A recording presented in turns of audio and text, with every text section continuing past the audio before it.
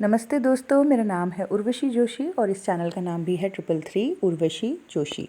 दोस्तों 22 अगस्त को है रक्षाबंधन और हम सभी का ये त्यौहार जो है बहुत ज़्यादा प्रिय है। मैं भी जब छोटी थी बचपन में मेरा ये त्यौहार जो है बहुत ज़्यादा फेवरेट था। बहुत ही खुशियों से हम इस त्यौहार को मनाते थे।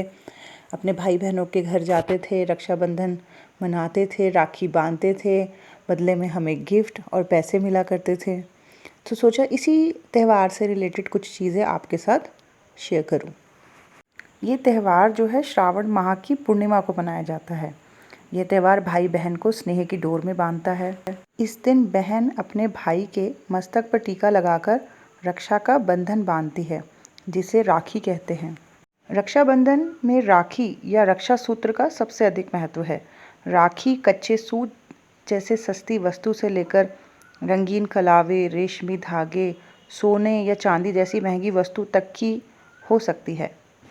रक्षाबंधन भाई बहन के रिश्ते का प्रसिद्ध त्यौहार है। रक्षा का मतलब होता है सुरक्षा और बंधन का मतलब बाध्य है। रक्षाबंधन के दिन बहनें भगवान से अपने भाइयों की तरक्की के लिए भगवान से प्रार्थना करती हैं। राखी सामान्यतः बहनें भाई को ही बांधती हैं, परंतु ब्राह्मणों, गुरुओं और परिवार में छोटी लड़कियों द्वारा सम्मानित संबंधियों जैसे पुत्री द्वारा पिता को भी बांधी जा सकती है।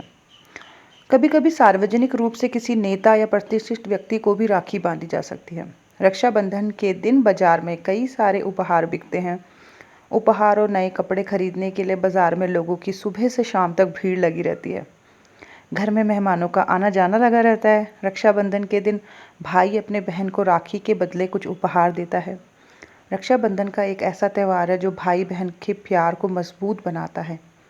इस त्यौहार के दिन सभी परिवार एक हो जाते हैं। राखी, उपहार और मिठाई देकर अपना प्यार साझा करते हैं।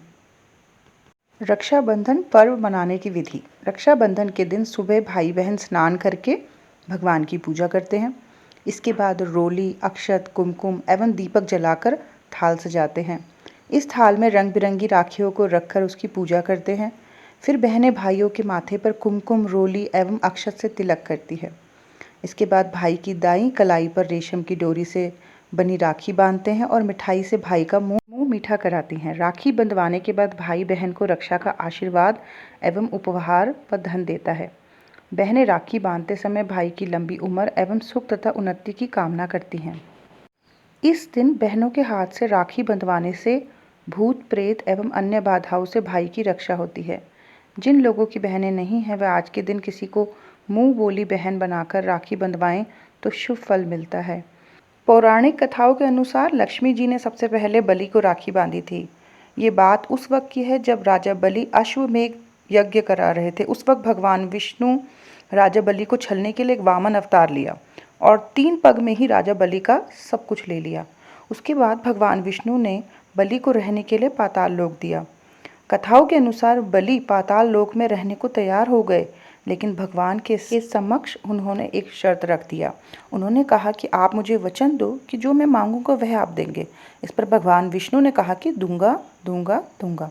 भगवान विष्णु के त्रिवचा पर दानवीर बलि ने कहा कि जब भी मैं देखूं तो सिर्फ आपको देखूं, हर समय आपको देखूं, सोते समय, जागते समय, हर समय आपको देखूं।